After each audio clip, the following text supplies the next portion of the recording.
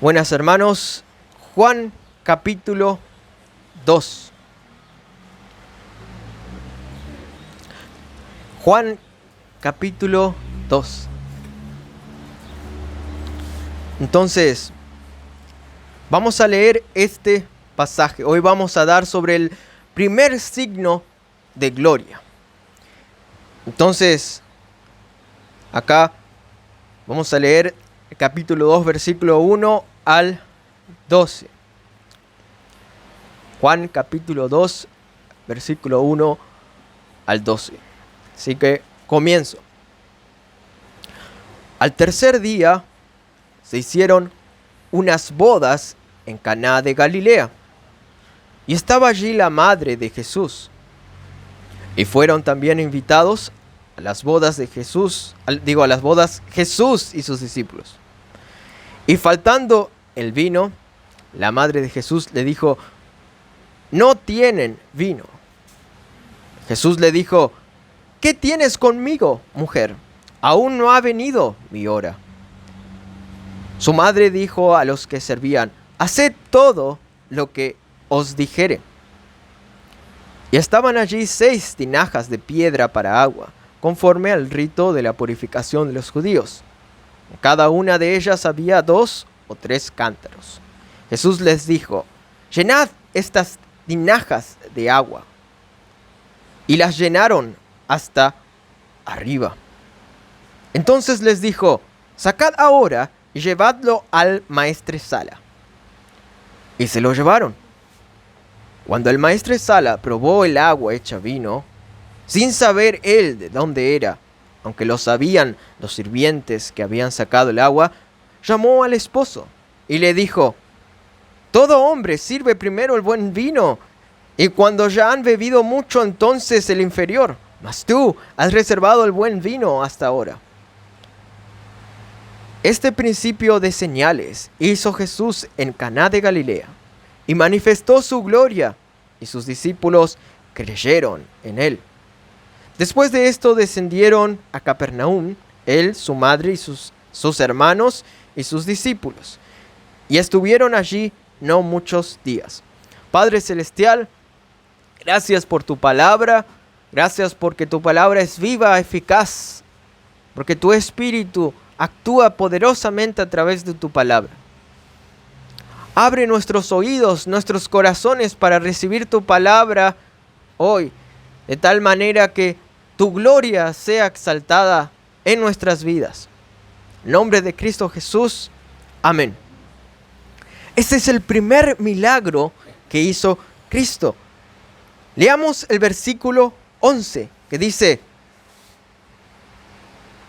este principio de señales hizo Jesús en Caná de Galilea y manifestó su gloria, y sus discípulos creyeron en él.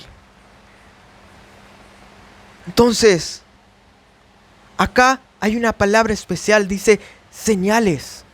Jesucristo hizo señales. Y de esto trata este libro. Va a mostrar esas señales que hizo Cristo. Vamos a Juan capítulo 20 para recordarnos el propósito del libro de Juan, el Evangelio de Juan. En el versículo 30 y 31 dice, capítulo 20, versículo 30 al 31. Allí dice: hizo además Jesús muchas otras señales, acá está la palabra, en presencia de sus discípulos, las cuales no están escritas en este libro, pero estas que han escrito para que creáis que Jesús es el Cristo, el Hijo de Dios, y para que creyendo tengáis vida en su nombre. Ese es el propósito del Evangelio de Juan y digamos de la Biblia. manifestar a Cristo como el Salvador, como el Mesías, como el Cristo, el Hijo de Dios, para que creyendo en Él tengamos vida en su nombre. Entonces aquí vemos que Cristo manifestó su gloria. En el versículo 11 dice, manifestó su gloria y sus discípulos creyeron en Él. Entonces, nosotros debemos contemplar la gloria de Cristo. Debemos contemplar la gloria de Cristo, primero, para tener fe y ser salvos. Y luego también para crecer en la fe, en santificación. Entonces, mirar la gloria de Cristo no es solo en el momento de nuestra salvación cuando vemos el Evangelio, sino en toda nuestra vida cristiana. Tenemos que poner los ojos en Cristo y su gloria. Y así crecemos en la fe de gloria en gloria, dice 2 de Corintios capítulo 3 versículo 18. Entonces, debemos contemplar la gloria de Cristo. Y en este pasaje específico, Cristo manifestó su gloria y fue una señal. Y esta señal no es una señal cualquiera, sino es una señal más profunda. Juan decidió poner señales específicas que manifestaban la gloria de Cristo, inspirado por el Espíritu Santo, y estas palabras mismas son inspiradas divinamente por una razón. Pudo haber puesto muchos milagros. Pudo haber puesto el primer milagro, otro milagro de Cristo, y que no sea el primero, ¿no? Otros, el segundo, tercero, pero eligió poner el primer milagro. Y más aún, Jesucristo eligió hacer ese milagro específico, en ese momento específico, por una razón. Y también por la guía del Padre, como vamos a ver después. Entonces, contemplemos, hermanos, la gloria de Cristo en este pasaje. Primero, vamos a ver la gloria obediente de Cristo. Vamos a leer el versículo 1 y dice: al tercer día se hicieron unas bodas en Caná de Galilea, y estaba allí la madre de Jesús. Y fueron también invitados a las bodas Jesús y sus discípulos. Acá vemos que, según muchos comentaristas dicen, y nosotros mismos podemos sacar esa conclusión al leer, es muy probable que la madre de Cristo y Cristo mismo tenían alguna relación con el novio que se casaba, o este matrimonio que se estaba por formar. Podría ser un pariente o un amigo cercano. Y lo interesante es que también los discípulos de Cristo estaban invitados. ¿Cuáles discípulos? Probablemente los discípulos que ya habíamos leído en el capítulo 1. Entonces, allí estaba la madre de Cristo invitada, y también Cristo y sus discípulos. Muchos dicen que por esta cercanía probablemente estaba encargada de algo en esta boda. Eso no sabemos, es posible. Otra cosa que podemos ver es acá en este pasaje también, es que esta era una boda judía. No es una boda actualmente como nosotros conocemos o vemos en las películas de Hollywood, que tienen el vestido blanco y escuchamos la música de canon y o cualquier otra música que para la entrada de la novia. No, es una boda judía. Entonces, se sabe que las bodas antiguas judías podría durar una semana. O sea, duraba bastante tiempo. Y otra cosa que sabemos es que el novio estaba encargado de la comida, de la bebida. Y si el novio no se encargaba de esas cosas, era una deshonra a su familia. Y según lo que dicen los historiadores, hasta podrían hacer un litigio, una demanda, los familiares que iban a esa boda y no tenían suficiente vino, suficiente comida. Entonces, en esa cultura, el novio tenía mucha responsabilidad, tendría que trabajar mucho tiempo para casarse, capaz, y pagar esa boda. Entonces, era algo muy importante y sigue siendo muy importante para los judíos y para todas las personas. El casamiento es algo muy importante. Entonces, hay que considerar la cultura judía cuando leemos este pasaje. ¿Por qué? Porque es una boda judía. Entonces, acá surge el problema. Dice en el versículo 3, y faltando el vino, la madre de Jesús le dijo, no tienen vino. Entonces, ¿qué problema habría sido para el novio?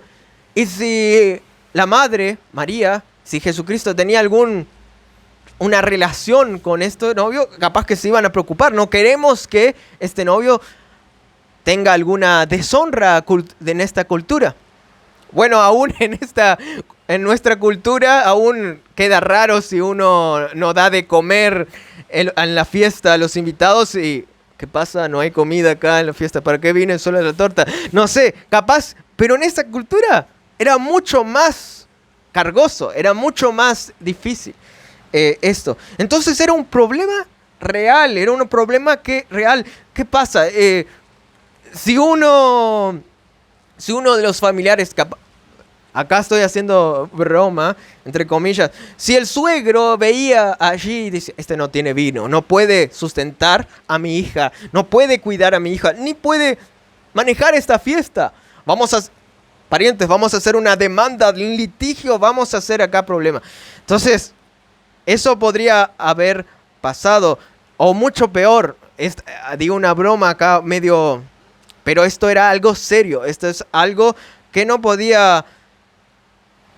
tendría que pasar. Entonces la madre de Jesús le dijo, no tienen vino.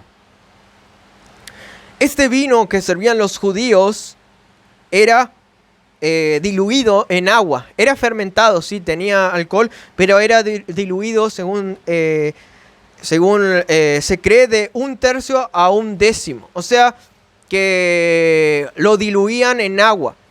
Este vino, ¿tenía alcohol? Sí, tenía alcohol.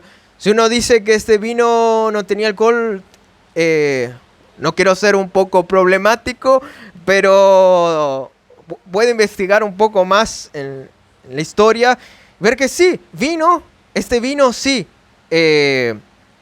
tenía alcohol. Sin embargo, era diluido. Eso significa que no es tan potente como los que tomamos ahora. Según estaba leyendo, un vino sin diluirse sería algo bastante fuerte para esa cultura y también algo problemático, ya que podemos recordar desde Génesis cuando Noé se emborrachó y vemos en la historia el problema de personas que se emborracharon y los judíos tenían bien claro eso, que emborracharse estaba mal, era pecado, ellos sabían bien eso. Sin embargo, ellos no condenaban tomar vino, o sea, tomaban sin emborracharse.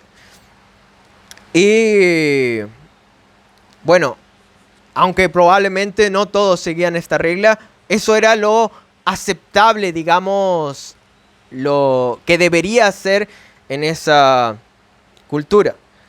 Sabemos que la Biblia no condena tomar alcohol, sin embargo condena emborracharse, porque emborracharse es pecado. En Efesios capítulo 3, versículo 18 dice que no os embraguéis con vino, el cual tenéis disolución, antes bien sed llenos del Espíritu Santo. Entonces ahí hay un mandato bíblico que Dios da, no os embraguéis, no tenemos que emborracharnos, no tenemos que estar bajo la influencia del alcohol, antes bien Tenemos que estar bajo la influencia del Espíritu Santo. Y es ese sí que nos controle. Entonces, desde mi postura, yo no voy a tomar alcohol. Yo no evito el alcohol. O sea, ni un poquito de alcohol porque quiero cuidar mi cuerpo porque sé que el alcohol me puede hacer mal. Aunque conozco a creyentes que no opinan lo mismo que yo. Entonces, vemos lo que la Biblia dice y lo que condena es embriagarse. Eso es algo condenable. En Proverbios podemos ver que aconseja el rey David que no hay que mirar el vino, cuando digo con mis palabras, cuando se desplaza, y que el vino puede destruir completamente a una persona. Y eso es verdad. Si alguien tiene ese vicio, si alguien tiene esa inclinación, puede ser destructor. Y yo viendo en las sociedades, el vino es más acá en Argentina, yo veo que es muy cultural emborracharse. Mis compañeros se emborrachaban y eso puede destruir. Aunque uno no se da cuenta, puede ser destructor. Pero este no es el tema que vamos a tratar. Estamos dando, aunque es una comillas, es un comentario que ponemos al margen. Lo que vamos a dar ahora es la gloria obediente de Cristo en este pasaje. Entonces María dijo, no tienen vino. Entonces Jesús le dijo, ¿qué tienes conmigo, mujer? Aún no ha venido mi hora. Aquí nosotros podemos pensar, ¿cómo Jesús le trató tan rudamente a su madre? Y le dijo, mujer. Pero tenemos que aclarar de vuelta que esta es otra cultura. Capaz cuando yo si le digo a mi madre, ¿qué querés vos, mujer? Ahí esto acá es una falta de respeto. Pero en este caso Jesucristo no estaba faltando respeto. Ahora, ¿fue algo cortante? Sí, fue cortante porque no estaba diciendo, madre querida, mi gran madre, ay, claro. No le estaba diciendo, sino Jesucristo estaba creando un espacio, estaba una separación entre su madre y él. ¿Por qué? ¿Por qué de esta manera contestó Cristo? No faltando el respeto, pero un poco brusco, un poco alejándose de su madre. Una de las razones es que Jesucristo estaba comenzando su ministerio. Y Jesucristo ahora no solo estaba enfocado en su familia, sino en todos nosotros. Estaba haciendo un ministerio para todos nosotros. Y entonces, ¿por qué podemos ver la gloria obediente de Cristo aquí? Porque estaba mostrando su obediencia primeramente a Dios el Padre. Y entonces estaba mostrándole a su madre que primeramente obedece al Padre. Nosotros ya podemos ver un indicio de eso en Lucas. Cuando Cristo va a los 12 años al templo y le dice a sus padres, del negocio de mi padre me es menester estar. Entonces Jesucristo ya estaba poniendo su vista en la obediencia al Padre. Y entonces allí Jesucristo estaba mostrando a su madre, espera, primero obedezco al Padre. Por eso, ¿qué tienes conmigo, mujer? Está mostrando una distancia. No, vos no me podés comandar ahora. Ahora tengo otros planes superiores, unos planes que es de mi comunión con el Padre. Y entonces dices esta palabra que va a repetir, palabras que Cristo va a repetir, y también Juan a lo largo de todo este evangelio. Y aún no ha venido mi hora. Jesucristo está mostrando, y como más vamos a ver en el capítulo 13. Vamos a ver en el capítulo 13 para aclarar qué está diciendo Cristo cuando dice, aún no ha venido mi hora. No ha llegado mi hora. Capítulo 13.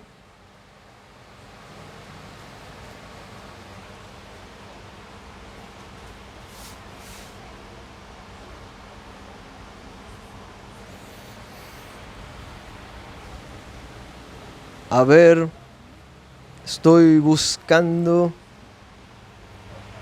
Entonces aquí no encontré, pero podemos encontrar una repetición donde Jesucristo dice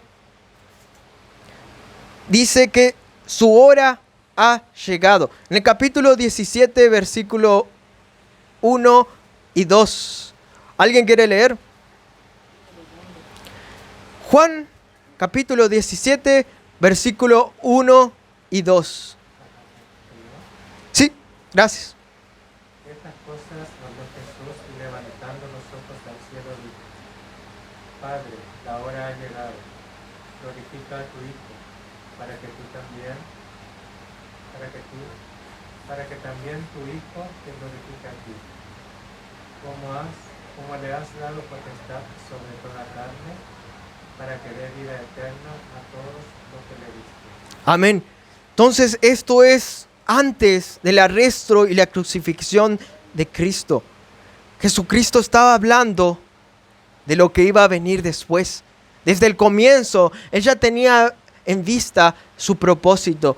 Su propósito era morir en la cruz, resucitar por nuestros pecados, ascender a lo alto para darnos vida eterna. Entonces Jesucristo estaba pensando en su hora.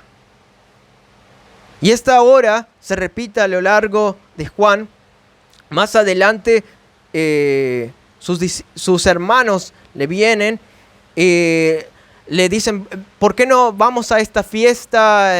No sé exactamente cuál fiesta. Y entonces Jesús le dice otra vez, todavía no ha llegado mi hora, no voy. Pero se va de vuelta escondido, pero no en vista de todos. Y hay otras veces donde esta palabra Jesucristo repite lo mismo. Esto es algo que podríamos decir un recurso que utiliza Juan también al anotar esta repetición para que veamos también que todo está unido. Todo está unido al propósito de Cristo que iba a morir y resucitar por nuestros pecados. Entonces Jesucristo le dice a su madre, espera, yo tengo un plan más grande.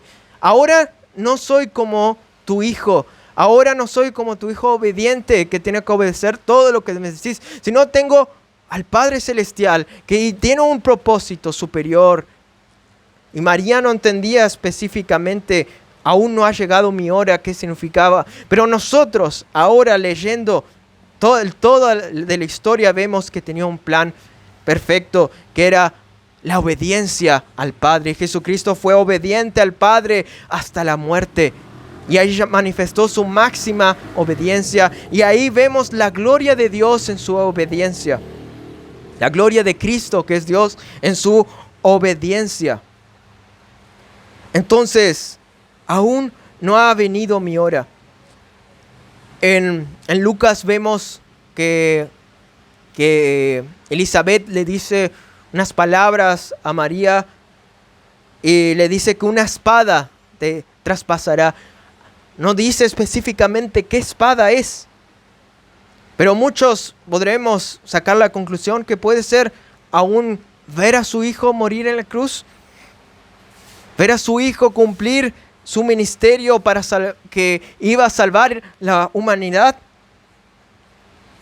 Vemos que Jesucristo no odiaba, amaba a su madre con todo corazón, como nos ama a nosotros también. Y eso vemos en la cruz de Cristo, cuando Cristo le dice a Juan, justo el que está escribiendo este evangelio, que le cuide de su madre. Ahora este es tu hijo.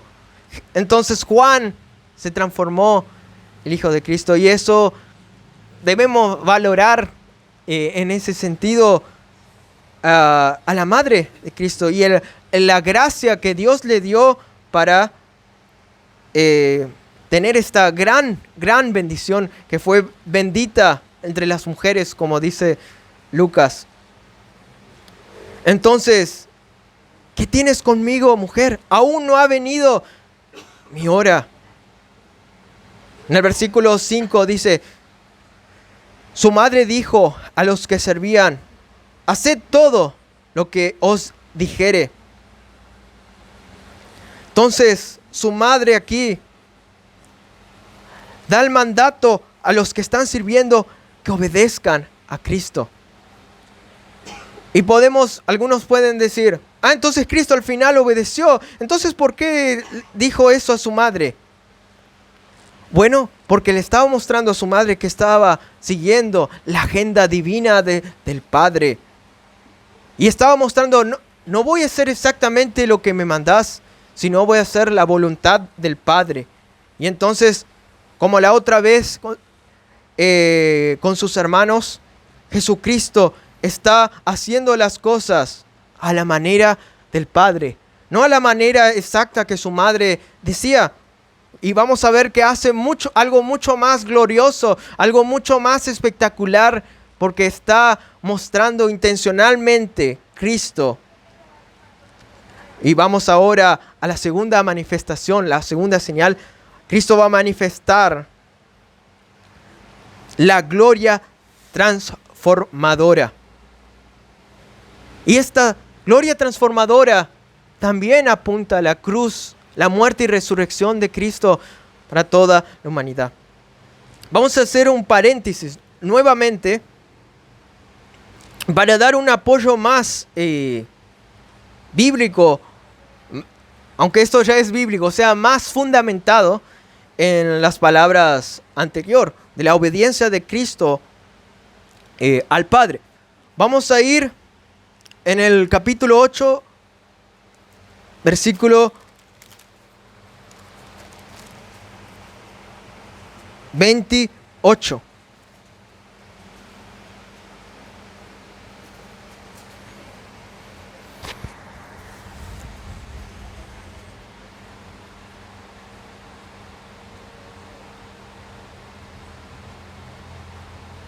Les dijo pues Jesús: cuando hayáis levantado al Hijo del Hombre, entonces conoceréis que yo soy, y que nada hago por mí mismo, sino que según me enseñó el Padre, así hablo.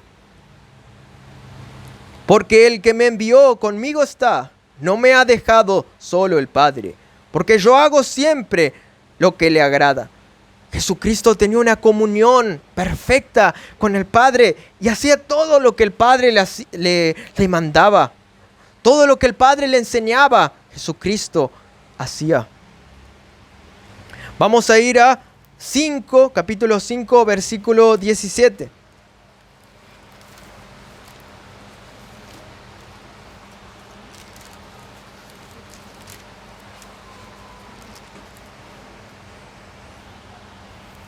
¿Alguien tiene 5, 17 y hasta el 19? Perfecto, sí. Dice, y Jesús le respondió: mi Padre hasta ahora trabaja y yo trabajo. Por esto los judíos aún más procuraban matarle, porque no solo quebrantaba el día de reposo, sino que también decía que Dios era su propio Padre, haciéndose igual a Dios. Respondió entonces Jesús y les dijo: de cierto os digo, no puede el Hijo hacer nada por sí mismo, si lo que ve hacer al Padre, porque todo lo que el Padre hace, también lo hace el Hijo igualmente. Amén. Wow. Qué increíble. Haciéndose igual a Dios. Esta palabra es muy potente. Jesucristo es igual a Dios. Y todo lo que el Padre hace, el Hijo hace.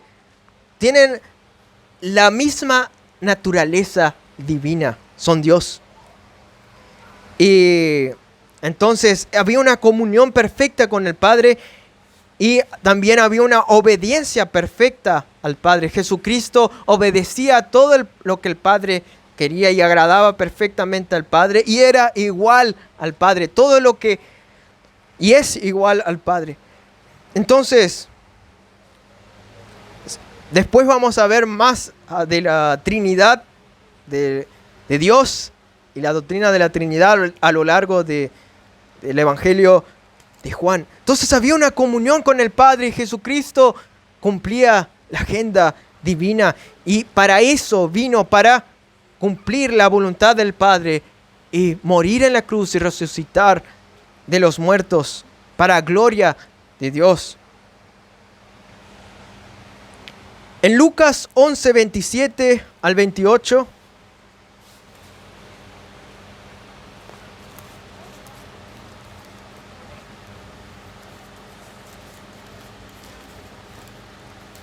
Lucas 11, 27, 11, capítulo 11, versículo 27 al 28. ¿Alguien? ¿Ok? 27.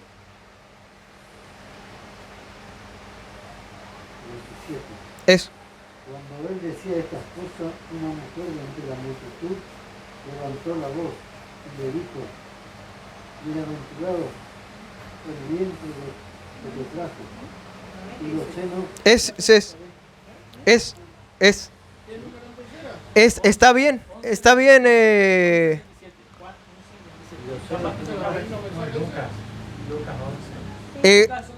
Está bien.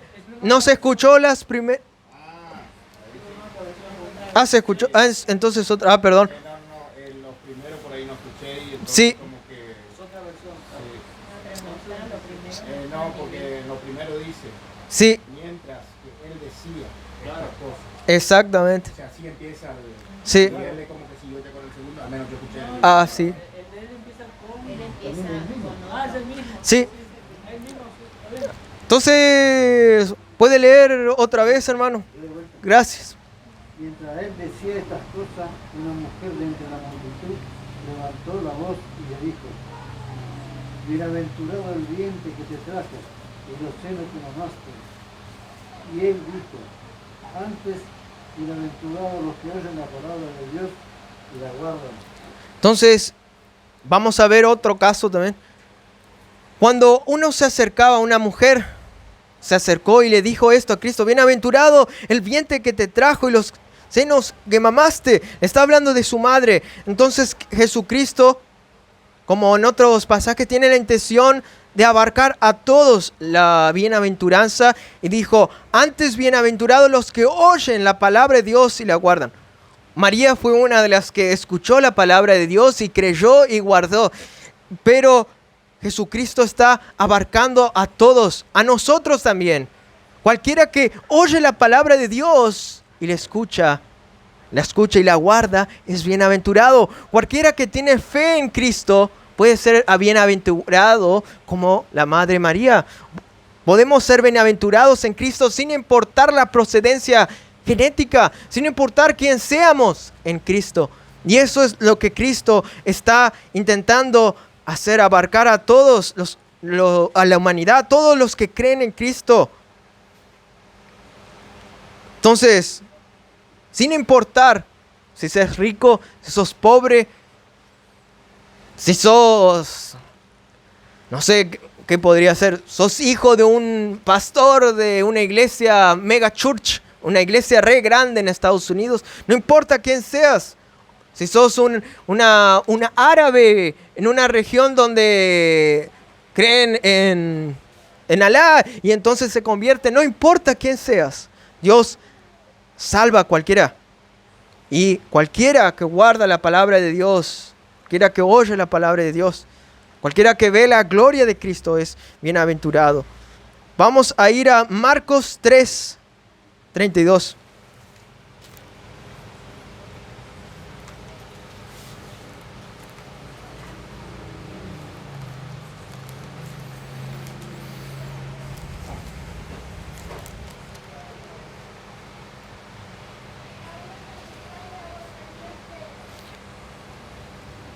Ahí leo.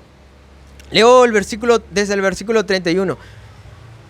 Vienen después sus hermanos y su madre, y quedándose afuera, enviaron a llamarle. Y la gente que estaba sentada alrededor de él le dijo: tu madre y tus hermanos están afuera y te buscan. Acá está hablando Jesús, en el versículo 33. Él les respondió diciendo: ¿quién es mi madre y mis hermanos?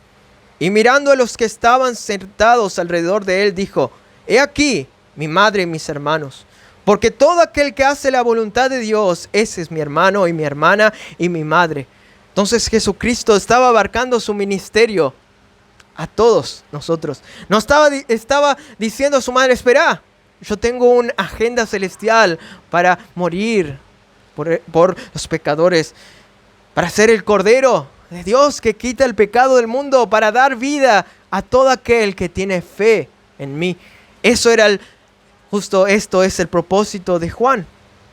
Entonces, ¿cómo respondió su madre, María? Y nosotros también tenemos que seguir el ejemplo de María. Con fe. Porque dijo: haced todo lo que os dijere. María creyó en Cristo. Y creía en Cristo. Y sabía que Cristo podía hacer algo. Entonces, María fue tratada igual que cualquier pecador. Porque María era pecadora. Como nosotros también somos pecadores. Y ahora en Cristo, por fe en Cristo, porque creímos la palabra de Dios, ahora nosotros también somos parte de la familia de la iglesia. Cristo no se avergüenza en llamarnos hermanos, dice la palabra de Dios. Ahora Dios el Padre también es nuestro Padre. Entonces ahí vemos la gloria obediente de Cristo. Jesucristo obedeció al Padre para que nosotros, que somos incapaces de obedecer al Padre porque somos pecadores y merecemos la condenación de Dios, podemos recibir la justicia perfecta de Él. Jesucristo mostró su gloria obediente para que nosotros también ahora pudiéramos ser justos por su justicia, por su obediencia. Y ahora nosotros que somos incapaces de obedecer a Dios en nuestra carne, porque nacimos de vuelta, porque Cristo obedeció, ahora podemos obedecer en la gracia a Dios, porque el mismo Espíritu mora en nosotros, porque el mismo amor del Padre al Hijo está en nosotros, y nosotros podemos agradar al Padre como Jesucristo agradó al Padre en obediencia, pero no por nuestros méritos, porque nosotros vamos a pecar, nosotros no podemos hacer nada por nosotros mismos. Como Cristo obró en dependencia al Padre, nosotros tenemos que obrar solamente por gracia, solamente porque Dios obra en nosotros la gracia, solamente porque el Espíritu Santo mora en nosotros, podemos agradar al Padre, no por ningún mérito nuestro. Y ahora Jesucristo es nuestro Salvador, y ahora por la obediencia, por la gloria obediente de Cristo, Dios nos mira a nosotros como si fuéramos obedientes. ¿Por qué? Porque su sangre se derramó en nuestro lugar.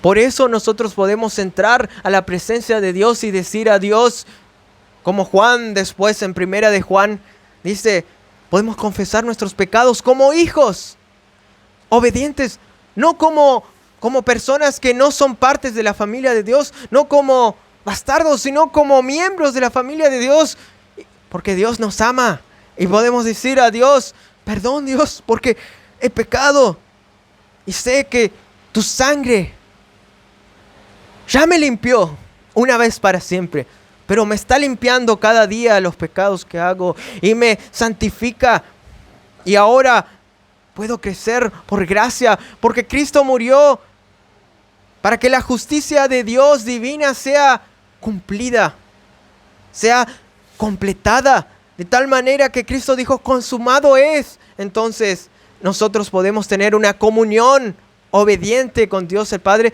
solo por gracia. Entonces, contemplemos la gloria obediente de Cristo, contemplemos la obediencia del Hijo al Padre, y por el poder del Espíritu Santo, porque la vida de Cristo es mi vida, ahora imitemos. No como legalistas que quieren alcanzar parámetros imposibles y nunca pueden, sino como hijos de Dios que tienen el Espíritu Santo y por gracia, por amor a Dios dicen, Jesucristo, quiero, Dios Padre, quiero ser obediente. Quiero entregar mi vida porque Cristo entregó su vida, porque Cristo fue obediente. Contemplemos cada día aún más la gloria obediente de Cristo. Miremos al perfecto Cristo. Wow, Cristo fue perfecto. Y nosotros por gracia, un día vamos a estar en la eternidad como hijos de Dios, con toda la familia de la iglesia, como hermanos de Cristo, adorando a Dios, el Padre, adorando a Cristo. Entonces, ahora vamos a ver lo que ya habíamos hablado de la gloria transformadora de Cristo. Seguimos en el versículo 6 y dice: y estaban allí 6 tinajas de piedra para agua, conforme al rito de la purificación de los judíos, en cada una de las cuales cabían 2 o 3 cántaros. Juan capítulo 2, versículo 6. Estas tinajas eran de piedra para agua. La piedra era más fácil limpiar. Sería lindo ver esas tinajas de piedra, cómo eran. Según el cálculo que hacen, podría ser de 500 a 750 litros estas 6 tinajas de piedra juntas. Entonces eso era bastante, era muchísimo, digamos. Era, wow, muchísimo. Y estas tinajas de piedra para agua era usado para el rito de purificación de los judíos. Como podemos ver en los evangelios, por ejemplo, una vez cuando los discípulos de Cristo no se lavaron las manos para comer, los judíos ya estaban, capaz los fariseos, los más legalistas, los más estrictos, ya estaban ahí mirando y dijeron, mira eso, no cumplieron rito de purificación, estos no están siendo limpios, cuidado. Para los judíos la limpieza era muy importante. Bueno, vamos aún en Juan, cuando Cristo lava los pies de los discípulos. La limpieza es importante, eso es verdad. Pero los judíos ya exageraban mucho eso. Ya iban a un nivel mucho más alto de eso. Los sacerdotes se mantenían limpios. Y eso era el mandato de Dios, algo necesario, la limpieza. Ahora, Jesucristo, luego de decir, aún no ha llegado mi hora. En otras palabras, sigo otra agenda, un propósito superior, la obediencia al Padre. Realiza un milagro a la manera que Dios el Padre le guiaba. Y entonces, divinamente, Dios, en su soberanía, decidió que este sea el primer milagro que Jesucristo hace. Entonces, como leemos, dice en el versículo 7, Jesús les dijo, llenad estas tinajas de agua, y las llenaron hasta arriba. Entonces les dijo, sacad ahora y llevadlo al maestresala. Entonces, Jesucristo transformó el agua en vino. Jesucristo transformó esos 500 a 750 litros de agua que era usado para la purificación, para que los judíos mantengan su limpieza, que representa al antiguo pacto, con el vino que era algo mucho mejor. Jesucristo en este milagro estaba apuntando a la transformación que venía después, a lo que habría después cuando su hora iba a llegar. Todos estos judíos se purificaban y querían cumplir los ritos judíos para mantenerse limpio, pero Jesucristo tenía un plan mucho mejor, un nuevo pacto. Y este es mucho mejor. Podemos leer en Segunda de Corintios, capítulo 3, donde habla que el pacto de Moisés fue glorioso, pero el pacto de Cristo, no escrito en tablas de la ley, sino en las tablas de nuestro corazón, es mucho, mucho más glorioso. Y Jesucristo aquí está comenzando su ministerio, en el cual Él iba a establecer el nuevo pacto, el pacto en su sangre, el pacto de Cristo, que es mucho mejor. Nosotros somos incapaces de purificarnos, pero Cristo en su sangre nos limpia, nos transforma completamente.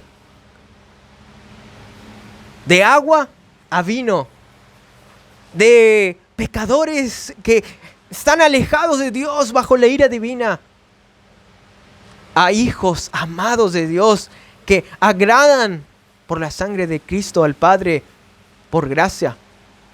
Personas que tienen la vida eterna, la seguridad de salvación. Entonces, esto es una señal, un signo.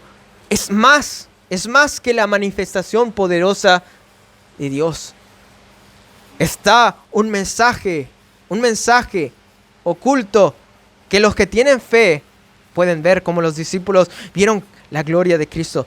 Y nosotros que tenemos el Evangelio de Juan podemos ver. Jesucristo es más poderoso de lo que podemos imaginar, entender. Jesucristo es Dios. Y Jesucristo también sustenta la creación. Por Él son todas las cosas. Leímos en el capítulo 1 de Juan, versículo 3. Todas las cosas por Él fueron hechas. Y sin Él nada de lo que ha sido hecho fue hecho. En Él estaba la vida y la vida era la luz de los hombres. Jesucristo creó todas las cosas y no solo creó todas las cosas, sino que los sustentan. O sea, eso significa que cada molécula que existe, por ejemplo, cada molécula de mi mano está en su lugar porque Dios está sosteniendo en su soberanía absoluta. Y el que estaba allí en ese mismo momento, Jesucristo, que transformó el agua en vino, era el que por miles de años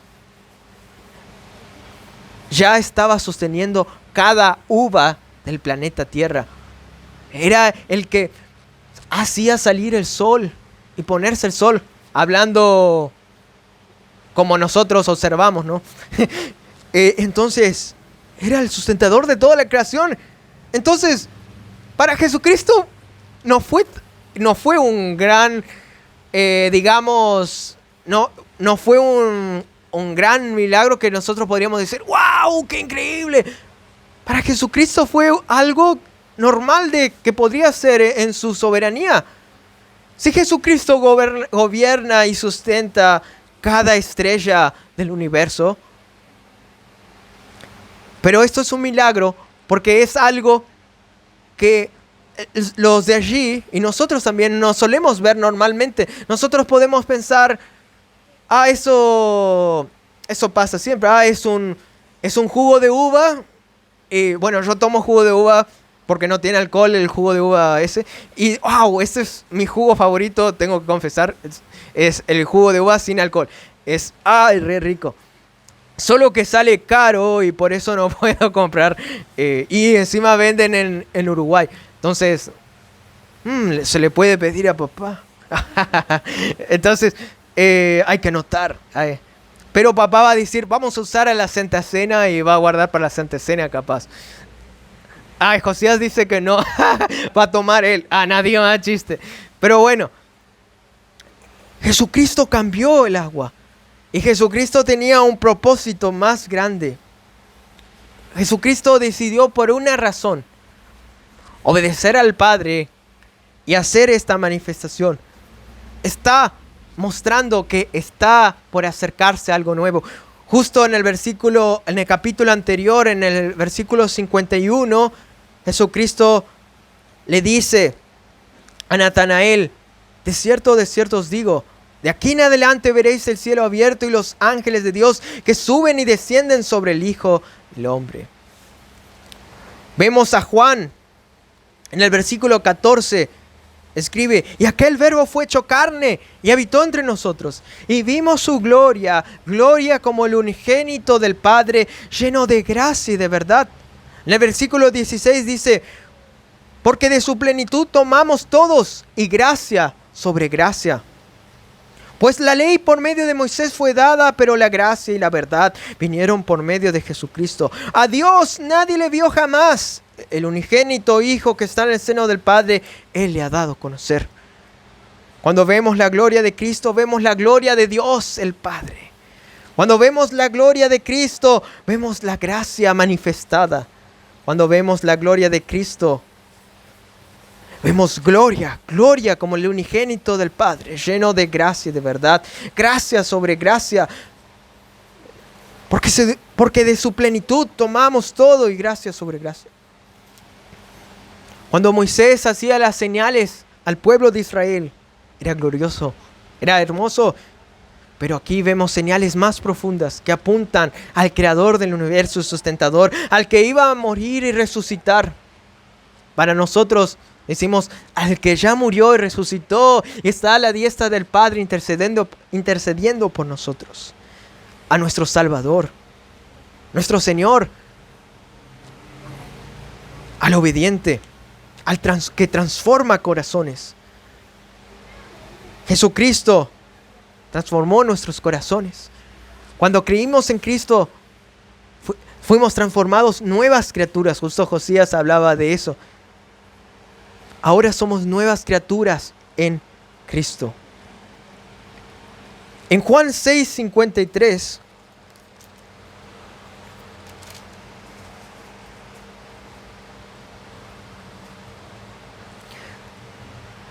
Jesucristo estaba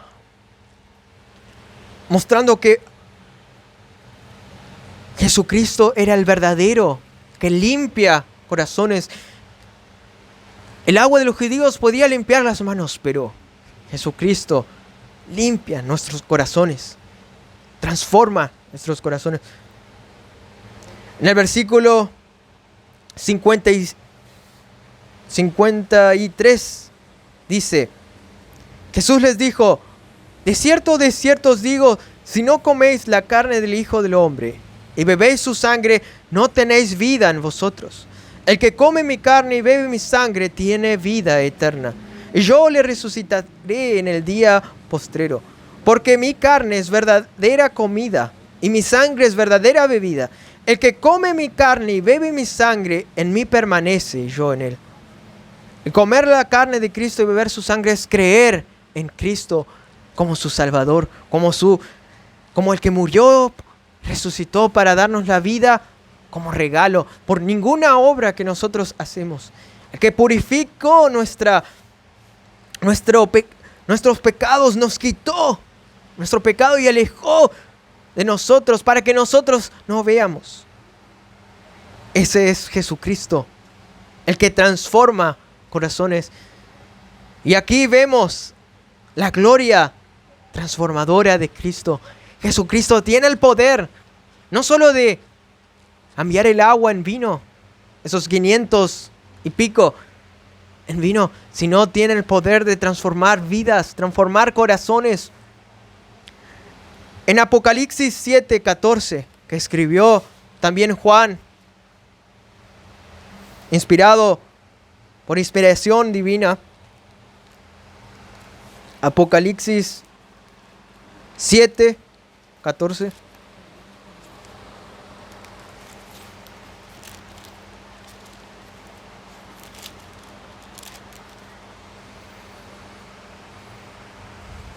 Dice,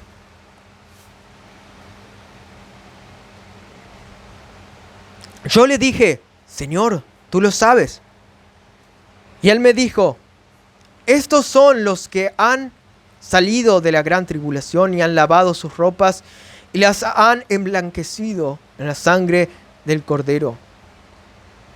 Hermanos, quien sea que seas tú, Juan dijo al comienzo en el capítulo 1, he aquí el Cordero de Dios que quita el pecado del mundo. La sangre de Cristo nos limpia de todo pecado. Y nosotros, si realmente creímos en Cristo, hemos sido lavados completamente. Puede ser que a veces nos ensuciamos los pies y confesamos al Dios el Padre, y eso es porque somos hijos y porque ya hemos sido lavados. Y la verdad es que todos pecamos y hay pecados que ni sabemos que pecamos. Pero Dios ya nos limpió. Dios ya prometió la salvación y nos da de regalo, porque la muerte de Cristo es una vez para siempre. Entonces, ¿has sido lavado por el Cordero? ¿Creíste en Cristo como tu Salvador? ¿Lograste ver la gloria transformadora de Cristo? Que Cristo transforma corazones, que limpia completamente con su sangre preciosa el corazón. ¿Lograste ver el poder de Cristo, de la cruz de Cristo? Cualquiera que ve el Evangelio de Cristo por fe, ve la gloria transformadora de Cristo.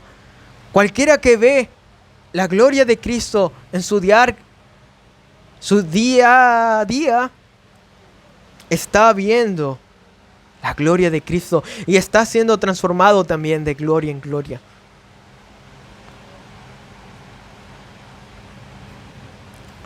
Entonces, volvamos a Juan capítulo 2. Acércate a Cristo. Mira la gloria de Cristo y sé transformado a su imagen de gloria en gloria.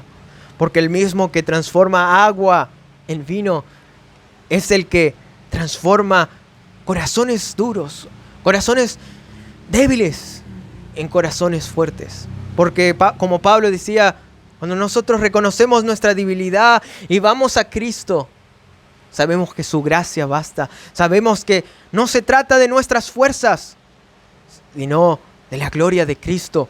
Que Cristo es el que tiene el poder. Cristo es el que nos libera de las cadenas. Y ya nos liberó de las cadenas. Y mirando a Cristo, nosotros vivimos la realidad de lo que Cristo ya hizo. Muchos se olvidan de su identidad. Parece que se olvidan. Bueno, la Biblia nos recuerda que si realmente creímos en Cristo, somos hijos de Dios y por lo tanto obedientes, y por lo tanto nuestros corazones han sido transformados. Tenemos una nueva identidad en Cristo. Pero Jesucristo hizo este milagro y estas personas, los sirvientes, vieron esta señal. Pero allí estaban también los discípulos. No se publicó a todos esto, sino fue algo más secreto, como vemos en los siguientes versículos. En el versículo 8, que ya leímos, dice: entonces les dijo, sacad ahora y llevadlo al maestresala. Y se lo llevaron. En el versículo 9 dice: cuando el maestresala probó el agua hecha vino, sin saber él de dónde era, aunque lo sabían los sirvientes que habían sacado el agua, llamó al esposo y le dijo: todo hombre sirve primero el buen vino, y cuando ya han bebido mucho, acá puede ser un poco embriagado, que estaba mal, cuando ya han bebido mucho, entonces el inferior, mas tú has reservado el buen vino hasta ahora. Entonces había vinos de diferentes calidades. Había un vino que era mejor y un vino que era peor. Adivinen qué. Bueno, no adivinen, porque ya escucharon lo que dice y ya leyeron. El vino que Cristo hizo es el mejor.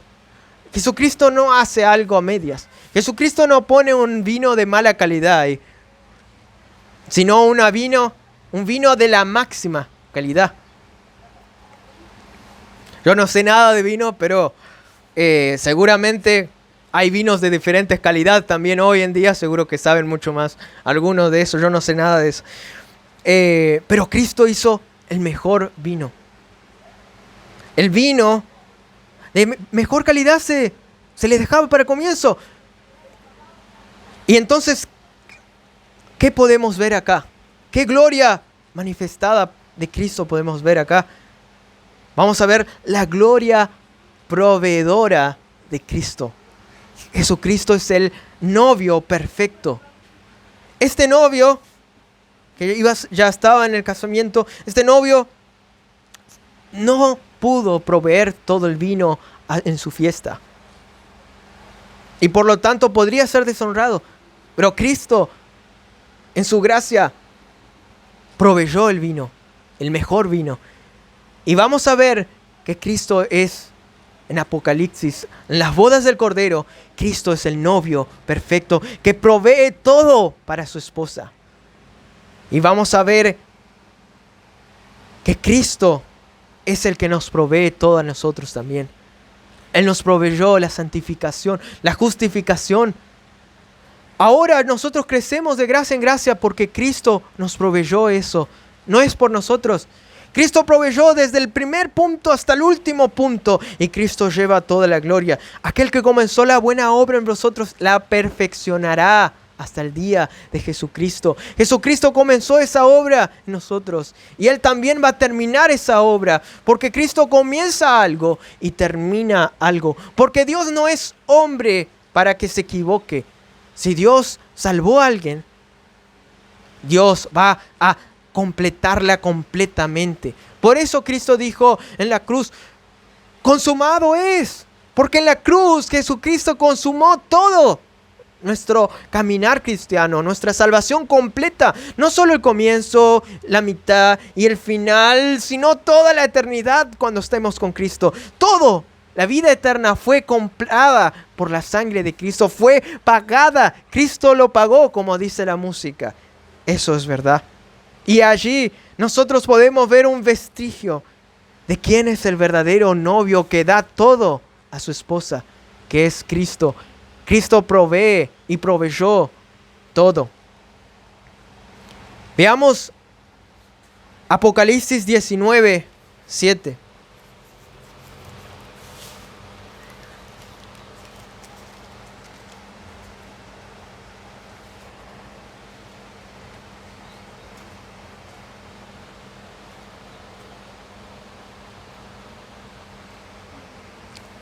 Apocalipsis 19, versículo... estoy en Juan. ¿Alguien tiene? Perdón, estoy pensando en algo de la predicación. Gracias. Sí. Gocémonos y alegrémonos y démosle gloria, porque han llegado las bodas del Cordero y su esposa se ha preparado. Y a ella se le ha concedido que se vista de lino fino, limpio y resplandeciente, porque el lino fino es las acciones justas de los santos. En Cristo, como iglesia seremos presentados perfectos. Cada uno de nosotros que somos miembros de la iglesia, completamente santificados, perfectos, porque Cristo proveyó la salvación. Porque Cristo es el novio, el esposo perfecto. Entonces, gracias Cristo, gracias Dios por esta obra. Gracias por tu gloria manifestada. Gracias porque nosotros podemos ver, aún en el primer milagro de Cristo, más profundidad. Podemos ver aún más si la relacionamos con la obra redentora perfecta de Cristo. Entonces, podríamos agregar, por ejemplo, Efesios capítulo 5. Para ir terminando, que va pasando el tiempo. Efesios capítulo 5.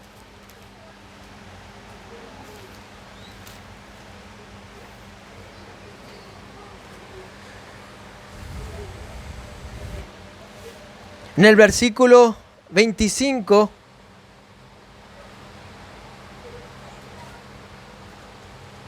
al 27. Comienzo a leer. Efesios capítulo 5, versículo 25 al 27.